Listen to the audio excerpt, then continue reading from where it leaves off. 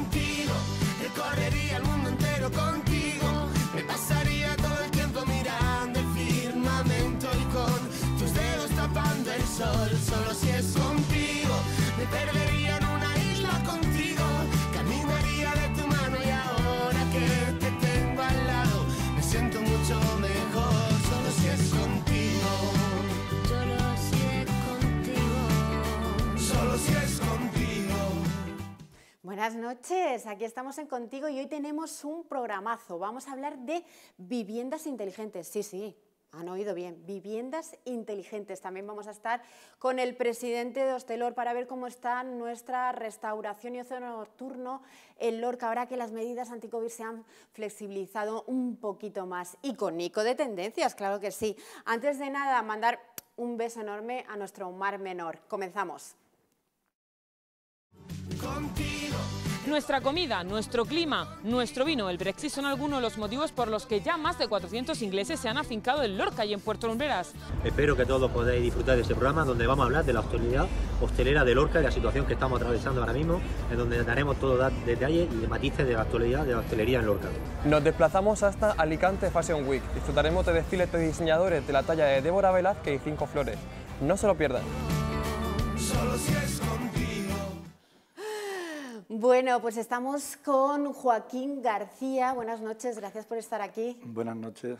Y le hablaba de las casas inteligentes. Pues Joaquín nos va a hablar de las casas inteligentes, que eso es una parte de lo que ellos hacen, pero cuéntanos, Joaquín, en Casas Mundejo, lleváis construyendo mucho tiempo, pero vosotros os habéis especializado en llave en mano. ¿Qué es llave en mano, para el que no lo sepa? Sí. Bueno, pues el llave en mano consiste en que nosotros entregamos la vivienda como si ya estuviera construida. Es decir, nos encargamos de hacer el proyecto, gestionamos la licencia en el ayuntamiento, llevamos la dirección de obra, hacemos el estudio geotécnico y gestionamos toda la documentación necesaria para construir la vivienda. A partir de ahí, cuando se obtienen los permisos necesarios, pues entonces ya con un tiempo de espera que tenemos actualmente, pues iniciamos lo que es la construcción en sí de la vivienda. De la estructura, ¿no? De toda la vivienda. O sea, es decir, la vivienda luego la vamos a entregar para entrar a vivir. O sea, es decir, va a tener absolutamente de todo. Con unos mínimos, es decir, se podría entrar a vivir, pero la urbanización, por ejemplo, sería un extra que habría que hacer aparte o una serie de cosas. Sí, pero vamos por partes. Tú me hablabas, nosotros en un mes tenemos lo que es la vivienda y luego entran los oficios. Sí, a ver, pero eso es el proceso de construcción. Eso. Nosotros hacemos, nuestras viviendas son viviendas industrializadas, son viviendas industrializadas que lo que consiste, bueno, se trata de trabajar todo el tiempo posible en una fábrica y ese trabajo trasladarlo a la obra. Entonces, un proceso que nosotros tenemos, un proceso de constructivo propio nuestro, diseñado por nosotros. En ese proceso nosotros fabricamos unos paneles en la fábrica, fabricamos una estructura y luego todo esto lo llevamos a la obra. Ese proceso, hacemos la cimentación, colocamos la estructura, los paneles, aislamiento, cubierta y dejamos la vivienda, toda la envolvente preparada para que puedan empezar a trabajar los oficios. ¿Eso en cuánto tiempo? Eso aproximadamente de 2 a 4 semanas. Es que eso es una barbaridad, claro. Eso es súper rápido. El tenerlo en un mes, no me digas. Lo que se tardaría en construcción tradicional, pues aproximadamente de 3 a 4 meses probablemente. Fíjate. O sea, que nos ahorramos 3 meses. Y entonces entran los oficios, que es fontanería, electricidad, que eso ya trabajan de manera más tradicional. Pero correcto. Explícanoslos tú, sí, Joaquín. Bueno, pues a partir de que tenemos toda la envolvente y con todos los aislamientos colocados, pues entonces entran 3 oficios principalmente, 3 primeros oficios, que sería el pladurista, el fontanero y el electricista, que se van turnando para ir haciendo tabiques, metiendo las instalaciones y demás. Luego entra el alicatador, después del alicatador ya vuelve a entrar el pladurista, después tendríamos el carpintero, el pintor y para terminar el revestimiento exterior. Trabajo que dependiendo del tipo de vivienda, pues en otros 2 o 3 meses más puede estar terminado. Es decir, Joaquín, entregáis la casa para entrar a vivir ¿En cuánto tiempo? A ver, depende de qué tipo de vivienda, porque nosotros hacemos muchos tipos de vivienda. Depende también a veces de la prisa que le pueda correr al cliente por circunstancias. Sí, me decía, según lo claro que lo tenga el cliente. Sí, claro. Porque Sí. te has visto muchas... No, a veces los clientes, lo que pasa es que como nosotros no hacemos ninguna casa igual, son todas Exacto. diseñadas a modelo para el cliente. Son exclusivas. Entonces, claro, exactamente. Entonces hay clientes que a veces son muy indecisos a la hora de elegir materiales y pueden hacer tardar un poco más de tiempo del debido, no hacen retrasar un poco la obra. Pero bueno, nosotros en casos extremos hemos llegado a hacer en 2 meses y medio una vivienda, desde que se hizo la excavación hasta que la familia ha estado habitando. ¿2 meses y medio? Sí, en 2 meses y medio, sí. Pero eso es una barbaridad. Vamos, Sí. que eso es un tiempo récord. Ya quisiera yo que me hicieran una casa en 2 meses y medio. Pero a ver, sí, lo más habitual pues puede rondar entre los 5 o 6 meses una construcción normal, dependiendo también del tamaño de la vivienda y lo que sea, porque evidentemente todas las viviendas no son iguales, claro. Hay viviendas de muchos tamaños, muchas medidas, viviendas que tienen sótano, primera, segunda planta, Claro. con muchos metros, viviendas mucho más pequeñas, entonces va en función de todo esto. Y luego me decías también, Joaquín, que querías diferenciar entre, porque la gente no tiene muy claro lo de casas modulares, Sí. vosotros, ¿qué es realmente lo vosotros cimentáis? O sea, es cimiento lo que ponéis. Sí, bueno, a ver, para hacer cualquier tipo de vivienda, evidentemente hay que hacer una cimentación. La vivienda tiene que soportarse sobre una cimentación. Sí. Lo que pasa es que, bueno, la construcción probablemente es uno de los sectores que menos transformación ha tenido en los últimos años. Así como si podemos ver automóviles o informática, que ha tenido avances muy grandes, la construcción ha sufrido unos avances mucho más lentos. Entonces, últimamente pues, están saliendo muchos modelos constructivos y demás. Cuando hablamos de construcción industrializada o construcción modular o construcción prefabricada, a veces existe una confusión entre todos estos términos, ¿no? La construcción prefabricada fundamentalmente es cuando una vivienda se entrega completamente construida y hecha, que a veces pues esto suele ser, pues no sé, en casos de que ha habido, por ejemplo, de inundaciones, pues para que la gente pueda habitar, o incluso para habitarla habitualmente. Cuando en el terremoto también, ¿no? Correcto, Supongo. pero suelen ser viviendas que se trasladan completas y que solo están preparadas para conectarlas a la red. Luego tendríamos lo que es la vivienda modular, que son viviendas que se hacen a lo mejor 1 o 2 habitaciones o parte de una vivienda y que se llevan in situ a ensamblar sobre la cimentación, que como hablamos, la cimentación siempre es imprescindible, ¿no? Y luego estaría otro tipo de vivienda, que es la que hacemos nosotros, que lo que hacemos son pues piezas más grandes, o hacemos sectores que de alguna forma paneles, que lo que hacen es ayudar a la construcción que sea mucho más rápida y más eficaz, pero nos permite hacer cualquier tipo de construcción, con lo cual las 2 anteriores que hemos hablado están muy limitadas a la hora de diseño y de otros tipos. Pongamos por caso, por ejemplo, que una construcción tradicional, una pared de 10 a 5 metros, por ejemplo, pues vamos a necesitar 800 ladrillos. En la construcción que hacemos nosotros, esa pared se hace con 4 paneles. Una estructura tradicional que vamos a hacer con hormigón, pues va a necesitar un periodo de trabajo y luego 28 días para que frague el hormigón. Eso es un trabajo que hacemos nosotros en 2 días. Entonces, quiere decir que ahí es donde tenemos unos avances, sin limitación de diseño ni de nada. Entonces, en esta primera fase de construcción es donde nosotros nos permitimos poder construir mucho más rápido. Además, al hacer muchos trabajos en fábrica, pues los trabajadores tienen menos eso es muy riesgos laborales. Que me decías que a la hora de hacerlo en fábrica, pues el obrero no tiene que trabajar al aire libre, con sol, Claro. que de alguna manera se cuida el trabajador. Correcto, también, por ¿no? eso, claro, porque en nuestro proceso de constructivo prácticamente no se está en cada vivienda aproximadamente unas 2 semanas o así, solo expuesto a inclemencias meteorológicas. El resto del tiempo o se está trabajando dentro de la propia vivienda ya que se ha ensamblado y se ha construido, o bien en la fábrica. Claro, aquí en Lorca, con el calor que hace, imagínate. Claro. Y luego pues eso nos lleva también a conseguir mejores costes, a controlar mejor la obra, tiempos más reducidos. O sea, al final lo que se trata pues, es de conseguir una serie de ventajas, que obtengamos un mejor producto y, a ser posible, un mejor precio. Sois innovadores, no paráis de investigar, porque realmente lo que habéis conseguido es a base de investigar, de estudiar en vuestro sector, y en eso sois pioneros. Habéis hecho, creo que ya 30 casas de este tipo y estáis como en 15 en proyecto, ¿no? Sí, aproximadamente. Unas 16 o así tenemos en proyecto y hemos ya realizado unas 30 anteriormente, desde el año 2017. porque la primera casa que la hicimos para estudio fue en 2015. Sí. Y ahí, pues bueno, estuvimos varios años diseñando todo el proceso constructivo y 2 años después ya hicimos la primera casa de venta al público.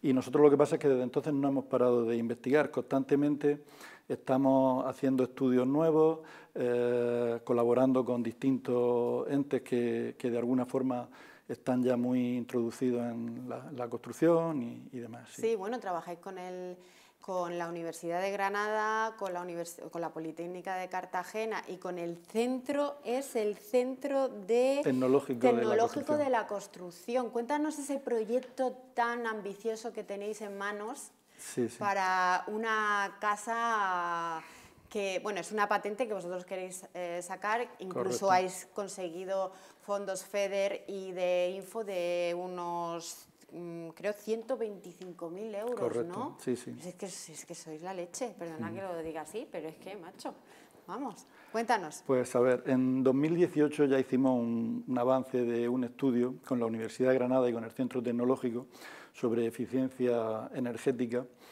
desarrollando sobre todo pues esta parte novedosa que tenemos nosotros en las viviendas, que ahora te contaré, ¿no? Y a partir de ahí pues vimos la necesidad de seguir avanzando en esto, porque vimos las grandes posibilidades que tenía y las ventajas, todo ¿no? lo que llevábamos. Sí. Principalmente esto consiste en que hacemos la vivienda como si fuera un termo, o sea, hacemos un cerramiento exterior y un cerramiento interior, y entre cerramiento y cerramiento llevamos una cámara que envuelve toda la vivienda. Entonces, esa cámara, en el proyecto anterior hicimos un pozo canadiense, que es un pozo que se hace en el terreno para sacar una temperatura constante, lo inyectamos en la cámara, estuvimos haciendo pruebas, tuvimos bastantes avances, pero en este, pues a través, sobre todo, colaborando con el Centro Tecnológico, y bueno, y con las dos universidades, la Universidad de Granada y la Politécnica de Cartagena, se presentó un proyecto a través del Info y nos lo han concedido para que podamos hacer la investigación. ¿Y en qué consiste? Hay 2 patentes, sí, ¿no? Sí, correcto. Ahí lo primero que hemos tenido que hacer ha sido construir una casa, que estamos, Estáis en ello. que estamos en ello, ¿vale? De hecho, la próxima entrevista queremos ver la casa. Sí, claro, correcto. Estamos preparando a nuestros espectadores para, muy poco, veremos la casa. Muy bien, sí. Bueno, pues este estudio principalmente consiste en que esta cámara que envuelve la vivienda, lo que vamos a hacer es que la vamos a climatizar. Vamos a poner una máquina de clima para que esta máquina para que esta cámara esté constantemente a la temperatura que nosotros le ordenemos, ¿no? ¿Y eso qué va a conseguir? A ver, sí, bueno, eso lo que va a conseguir es que, o lo que tratamos de conseguir es que haga un efecto cueva. O sea, en el sentido de que en las cuevas normalmente las paredes son las que transmiten la temperatura al interior de la vivienda. Normalmente las climatizaciones en la vivienda pues se obtienen o bien a través de radiadores, o bien a través de Falcoy, o aire acondicionado o demás. Sí hay también ya un sistema que es suelo radiante, que es a través del agua, con el cual pues se calienta o se enfría el suelo y también transmite la temperatura. En este caso lo que tratamos es de hacerlo con aire y en toda la envolvente de la vivienda. Entonces, bueno, esto es algo pionero porque en realidad no se conoce que exista en ningún sitio. Pionero en el mundo. A ver, no sabría decirte hasta dónde. En Europa, ¿no? Pero a través del Instituto del Centro Tecnológico, como estamos hablando, pues se han hecho muchos estudios, se ha buscado y no se ha encontrado, al menos en España, que se haya hecho nada por el estilo. Entonces, añadido a este sistema, a la cámara, va también los paneles que nosotros fabricamos. Estos paneles son unos paneles de hormigón armado que llevan añadido unas capas de aislamiento. Y entonces, en conjunto, este panel con la cámara envolvente, pues estamos en trámite de patentarlo, porque se ha visto conveniente el hacerlo, puesto que no está en el mercado y que puede ser algo importante para... ¿Y todo esto encarece la casa? No, al contrario.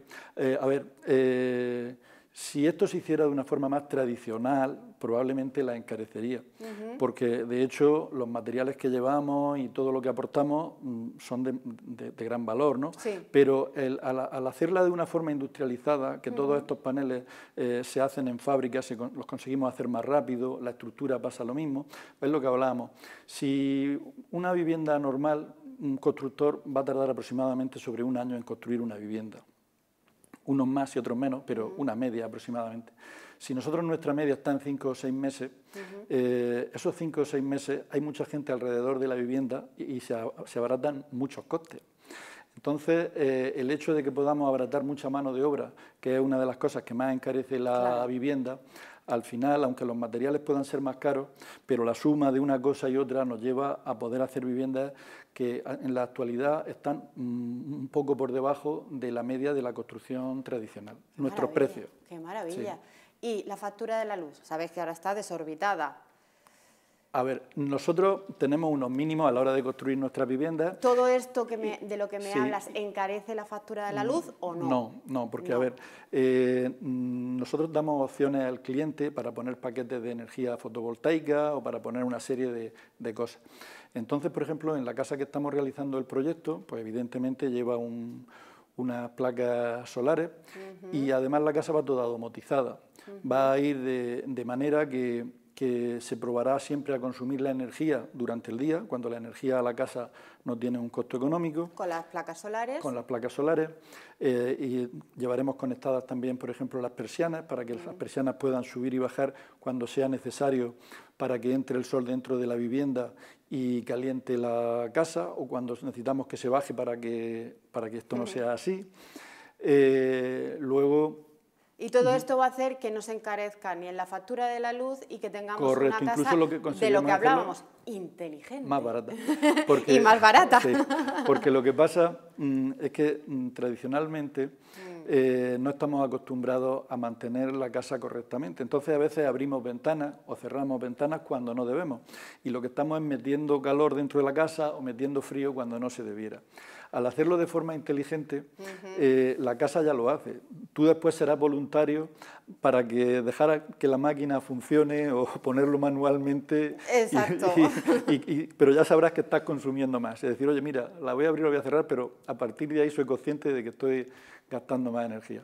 Pues muchas gracias, Joaquín García, por estar aquí con nosotros esta noche, hablarnos de esa investigación que estáis haciendo, que sois pioneros en Europa, por lo menos, en esas casas que son exclusivas, que no hay ninguna igual que otra, que se hace en un tiempo récord y que además no encarece la factura de la luz, que ahora estamos todos como asustados con eso. Encima son casas ecológicas, o sea, que están de la mano con el medio ambiente. Muchísimas gracias por haber venido y te esperamos cuando ese proyecto termine, de esa casa que decías con la cámara de aire y con ese refuerzo, ¿no?, de lo que es la fachada de la casa. Muchísimas gracias, Joaquín. Nada, gracias. Pues ahora vamos con... Ustedes saben que se han adelantado, que se han ampliado los ERTEs hasta febrero del 2022. Tenemos una encuesta preparada porque hemos salido a la calle a preguntar sobre esto a los lorquinos. Y también una novedad que me dicen aquí por el pinganillo, que no me olvide de este QR que acaba de salir en pantalla, donde ustedes pueden acercar su móvil con la cámara y directamente les lleva a nuestro canal de YouTube, donde pueden vernos el Contigo cuando ustedes quieran. Así que ahora les dejamos con esa encuesta que hemos hecho en la calle sobre esa ampliación de los ERTEs tan importante. Me parece una correcta solución, una forma de proteger al trabajador, cosa que no hicieron en las crisis de 2010-2011. Hombre, me parece muy bien, pero tienen que ponerle fecha de caducidad, no se puede estar toda la vida con los ERTE renovándolos. Tarde o temprano, eso es una bolsa que hay ahí de gente que no trabaja, pero que necesita ese dinero, ¿no?, de los ERTE, igual con los empresarios, pero tarde o temprano eso tiene que reventar por algún sitio, o sea, tiene que acabar.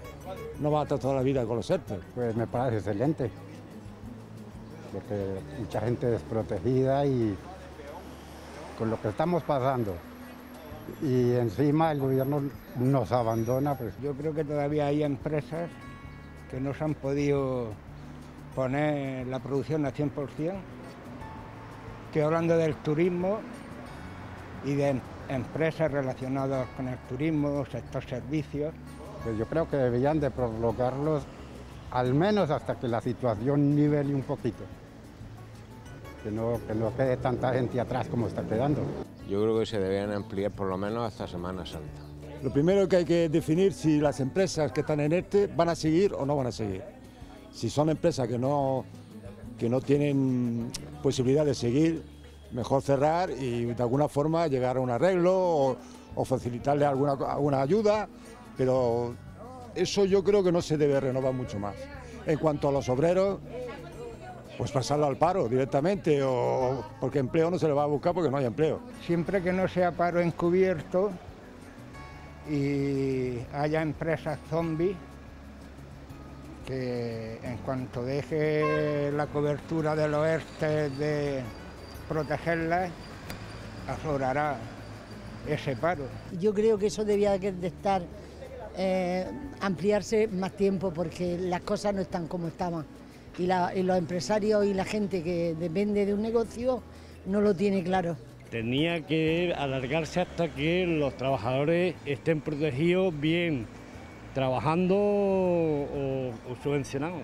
Yo creo que ha sido un avance social importante la inclusión de los ERTE y sobre todo que se incluya, como ha dicho la ministra, en la legislación laboral ya española que parece ser que se quiere incluir.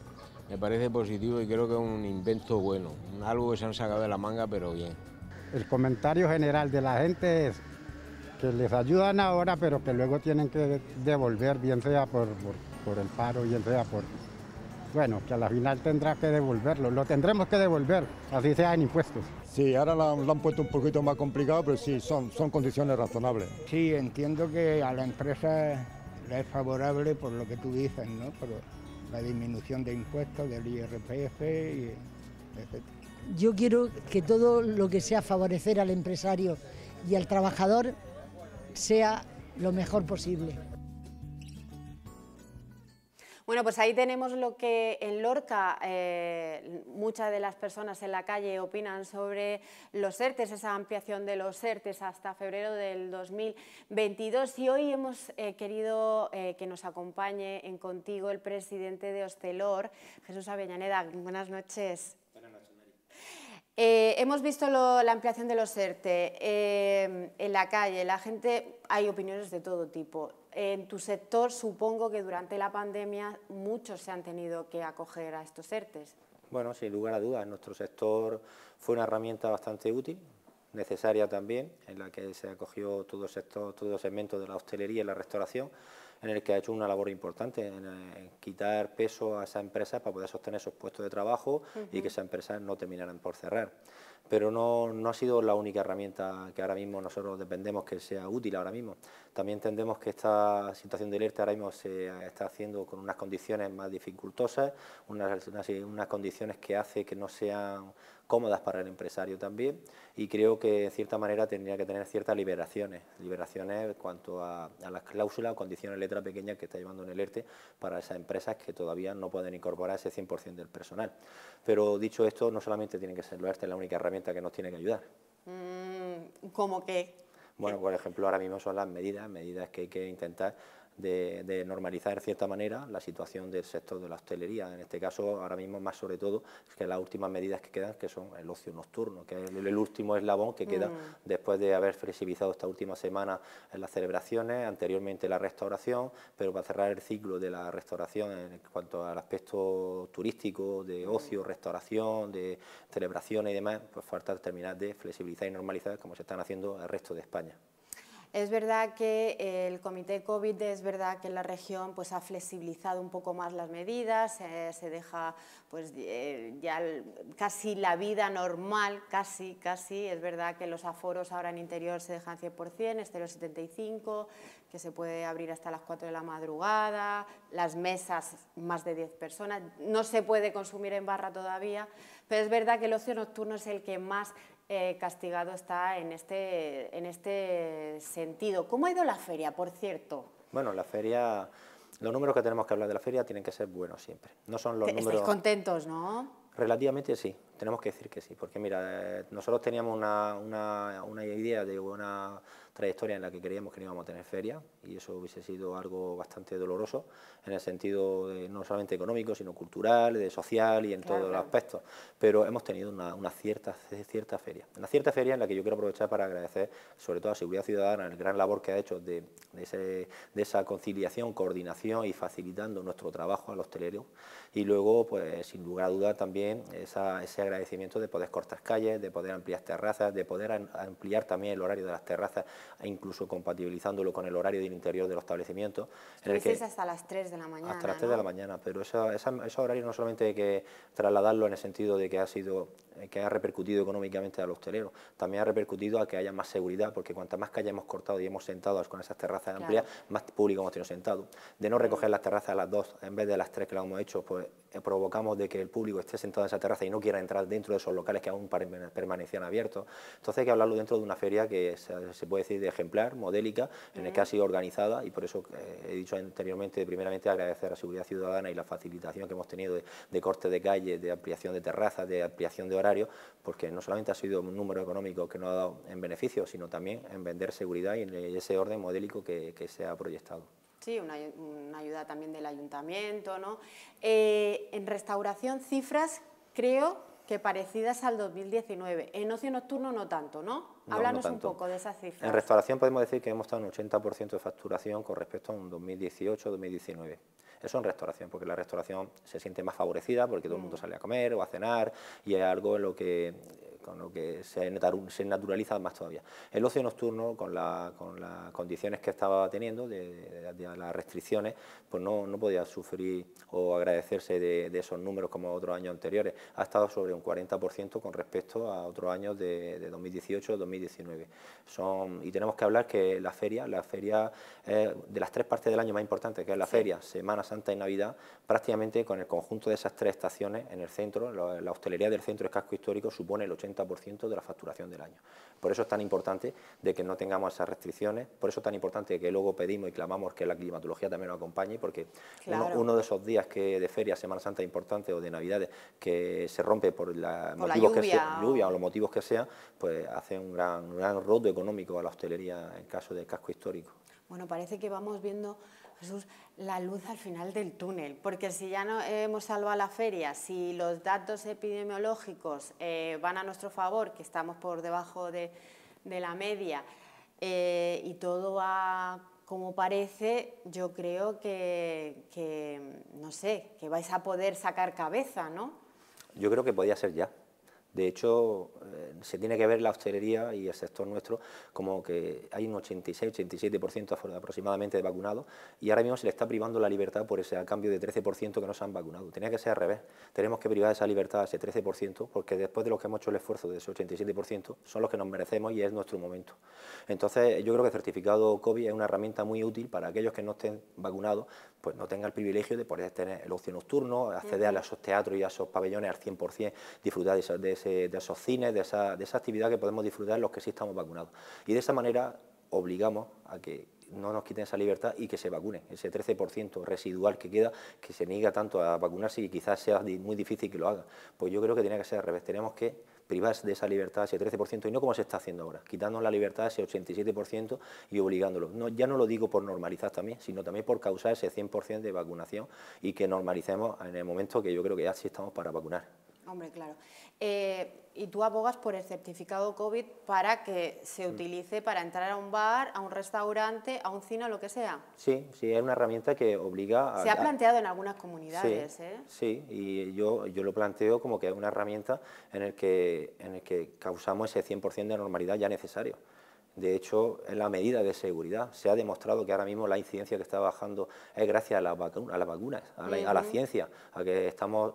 Y de hecho, ahora mismo lo poco que se ve son personas que de cierta manera no han tenido esa vacunación. Entonces, yo creo que tenemos que obligar a que sea así. Y pronto, también digo, de tanto los medios de comunicación que se ven luego esos titulares, bajar esa amplificación de mensaje de alarma, porque ya estamos en una situación que podemos bajar esos titulares cuando yo creo que ya estamos en una situación más cómoda para poder alentar a la sociedad a esa tranquilidad, a esa naturalización y a esa antigua normalidad que es la que todos deseamos también. Porque si se hace con prudencia y manteniendo la distancia, con las mascarillas, cuando nos levantamos al baño, yo creo que no tiene por qué pasar nada, ¿no? Y que desde aquí mandar un mensaje que la restauración y el ocio nocturno, si se llevan las medidas, es seguro, y además es necesario, porque ya hay un momento en que nosotros somos una sociedad en la que necesita relacionarse, y entonces es como vital que de alguna manera volvamos a la normalidad, ¿no? Sí, no al 100%, pero ya como decías tú, como la pasada feria, que ha pasado la feria y no ha subido el índice de COVID. Sí, de hecho me atrevería a decir, Mary, que casi un 100% prácticamente, porque la situación acompaña para ello. Y de decir que ahora mismo los datos no lo dicen. En todo momento la restauración prácticamente ha sido causante de contagio. Y en estos momentos todavía, cuando estamos con las medidas de seguridad, que muchas se van a quedar, muchas de ellas van a prevalecer, vamos a seguir siendo cautos, porque muchas de las personas, a pesar de que digan que se prohíba, que ya no sea necesario o la obligación de mascarilla, muchos de forma voluntaria la van a seguir llevando. Sí. Y todo esto va a ser poco a poco, esto no va a ser instantáneo de que se quiten ciertas medidas y toda la sociedad hagan como encender o apagar un interruptor que enciende o apaga la luz. No, esto va a ser moderadamente, escalonadamente, progresivamente, pero llega un momento... Y que habrá cosas que se queden, ¿no? Y habrán cosas que se queden, serán voluntarias, pero estas cosas de medidas de seguridad se han quedado también de cara al futuro en la hostelería. Hay muchos restauradores y empresarios del ocio nocturno que se han quedado en el camino. Sí, los datos que dimos anterior, en plena pandemia, la época más agresiva, que fue a final de este año, hubo unos 80 establecimientos sobre 500 que hay en la comarca de Lorca que cerraron. Una cifra muy alta. Muchos de ellos pues, no pudieron soportar la situación de esta pandemia, por motivos económicos sobre todo, y es un gran lastre. No estamos hablando de 80 establecimientos que cierran la persiana y 80 hosteleros que han tenido esa mala suerte. Tenemos que hablar de familias y esos trabajadores cualificados que no han tenido la incorporación en nuestro sector, o incluso algunos de cierta edad avanzada que su difícil inclusión laboral pues, le repercute también. Muchos proveedores, mucho impacto lo que hay detrás de ese establecimiento, que seas consciente de ello. Sí, porque es una cadena, como dices tú, es una cadena que arrastra familias y que arrastra mucha gente, distribuidores, proveedores, etcétera. ¿Qué le falta a Lorca a nivel restauración y ocio nocturno? Bueno, yo creo ¿Qué se dice por la calle? ¿Cómo estamos? ¿Qué necesitamos? ¿Cómo vemos el futuro? ¿Cómo podemos reactivar Lorca en ese sentido? Bueno, a Lorca le falta dar un paso más adelante, hacia adelante en el sentido gastronómico, en el sentido de hostelería. Yo creo que pasa, para que ese paso llegue, que estará muy próximo, pasa por los nuevos y jóvenes hosteleros que están emprendiendo. Ahí está emergiendo una cantidad, una remesa de jóvenes cocineros lorquinos que están apostando por esta ciudad, y donde tenemos que darle la visibilidad a esos jóvenes cocineros, porque son los que van a revolucionar, como al igual que ha pasado en Águila estos últimos 3 o 4 años, con jóvenes cocineros aguileños, pues aquí va a pasar en Lorca lo mismo, y está ya, esa remesa está ya. Ahora lo que tenemos que hacer es potenciarla, darle visibilidad, apoyarlos, y que se le dé cabida a nuestra ciudad, que van a hacer no solamente dar una revolución gastronómica por su cuenta, sino van a hacer que también los demás nos pongamos en la estela de esa revolución y aprendamos a competir de forma leal y de forma armoniosa, pero para renovarnos también. Y luego otro factor denominador, creo yo, que tenemos que fomentar mucho es la cultura sefardí. La cultura sefardí es algo que es muy diferenciador a nivel regional. Desde hace pocos años descubrimos que teníamos 3 culturas conviviendo juntas, y en esas culturas también estaba su gastronomía. Y esa gastronomía es algo diferenciador que podemos fomentar, potenciar, de manera igual que se hace en la judería de la zona de Córdoba o de Toledo, en esos sitios que se referencian nada más que por ellos. Y tenemos aquí una oportunidad que debemos de trabajarla, y por qué no decir que en Lorca puede haber una judería lorquina también, pues una de sus calles, con su artesanía, con su gastronomía, con toda su cultura de esa época también. Qué gusto oírte. Ojalá se plasme eso en realidad, todas esas ideas, todos esos jóvenes emprendedores, cocineros, que se reactive Lorca, que Lorca es una preciosidad y como decías tú, Águilas lleva un subidón de espuma en estos 4 años y Lorca tiene que ser lo mismo, tiene que ser lo mismo. Sí, no tengo duda, pero Sí. todo ello vamos a trabajar desde la manera, desde las bases que he mencionado aquí y alguna más que no he podido mencionar, pero sobre todo no va a servir para nada si no hacemos un profundo ejercicio de autorreflexión la sociedad lorquina. Tenemos que apostar por nuestra ciudad, por nuestro comercio, por nuestra hostelería, por el conjunto de nuestra ciudad. Lorca no solamente es una Semana Santa y una feria, Lorca tiene que ser 12 meses importantes, con su conjunto de pedanías altas, con su costa que tenemos, con sus casco histórico. Lorca tiene mucho, pero tenemos que respaldarla desde la base, que somos los lorquinos. Pues nada, en Contigo estamos contigo y vamos a apoyar a Lorca, porque aquí somos todos lorquinos, o parte, somos todos lorquinos y queremos que Lorca resurja, porque Lorca es mucha Lorca. Así que ahora vamos a hacer, muchas gracias Jesús por estar con nosotros. Un placer para nosotros. Así que ahora nosotros vamos a hacer un corte publicitario, pero muy cortito, que seguimos con Contigo, con muchos más temas. Hasta ahora.